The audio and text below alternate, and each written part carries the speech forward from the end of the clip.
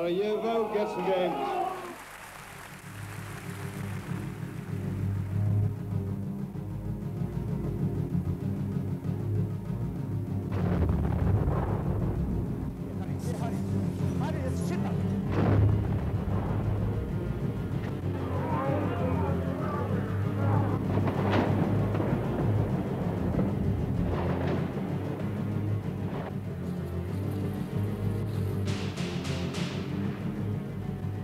War in Bosnia, the most traumatic event in Europe for a generation. And in many areas of Bosnia today, the legacies of the fighting remain all too real. Beyond the visible damage lies a hidden menace. Hundreds of thousands of landmines and other items of unexploded ordnance threaten life and limb and inhibit efforts at reconstruction. In heavily damaged areas where fighting took place, you can only walk with confidence on paved surfaces. The rest, effectively, is a minefield. Okay. Okay, you know, it's one of the, you have two lines coming into the downtown.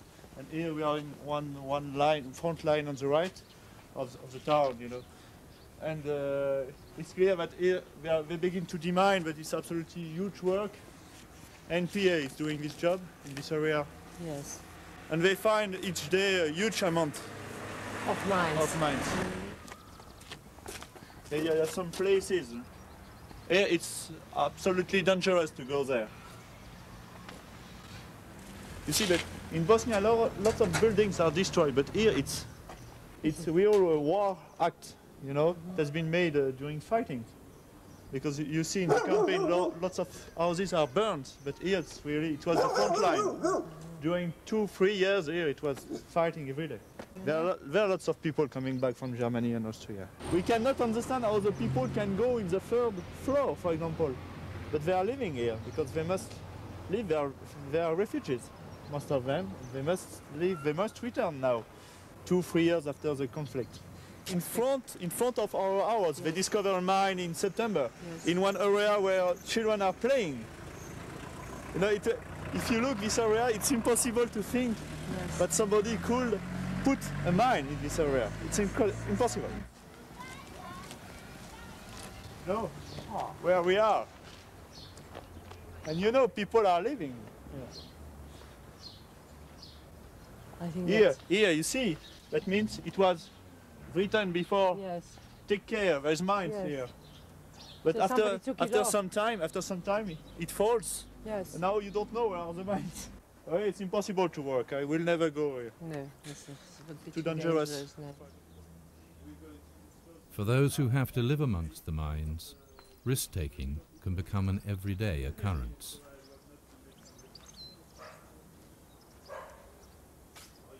Areas such as the former Serb front line in Sarajevo, Gorbavica, were intensely affected by the war. Yet, even here some limited reconstruction has started.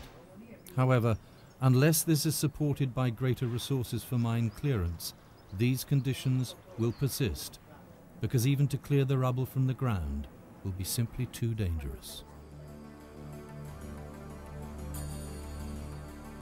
Although many areas of the city suffered severe damage, neighborhoods like Gorbavica are not typical of the city as a whole.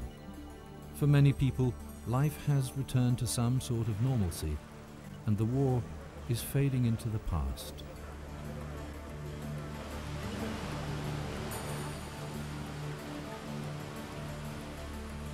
The National Library was destroyed early in the conflict. Today, with Austrian funding, reconstruction to the original plans has begun. The international community in particular is keen on refugee return. They see the return of refugees and displaced people, minority returns, as the priority in Bosnia this year. The problem is a lot of the targets during the fighting were houses. So as you drive through the villages and the countryside, you just see mile after mile of destroyed houses. And you know, for people to come home, they have to go back to their house. So the international community, the United Nations, sees the clearance of houses and access to houses, the agricultural land, the means of support around the houses as a priority for mine clearance.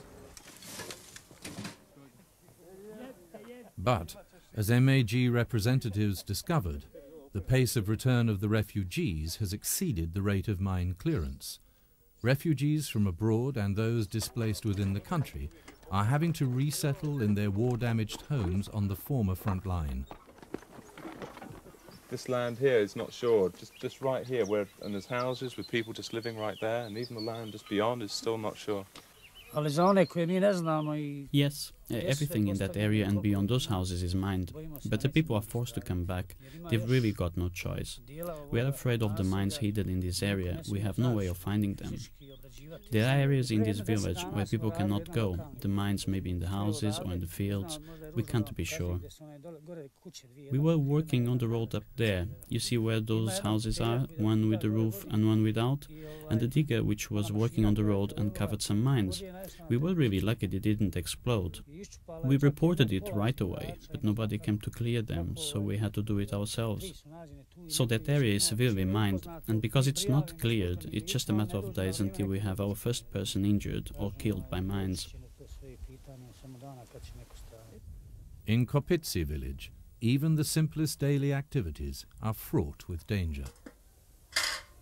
So all starting here with the cemetery, with the graveyard, and going all the way there is mine. And of course across from the other side it's mined as well. The cemetery is mined. Just imagine, someone burying a relative risks standing on a mine. In such conditions, accidents inevitably occur. Mr. Ricky said that exactly yesterday here happened one mine accident, and in fact it's his son that sustained injury from anti-tank mine digging out and working around the garden in this house. Sorry thing is to say that his son Samir, he sustained injury also during the wartime because of the mines, and he lost his leg. It's just that luckily this time also he survived, and he sustained injury in fact on the face, around face. This arm, this bone was broken, and also it seems some ear was damaged.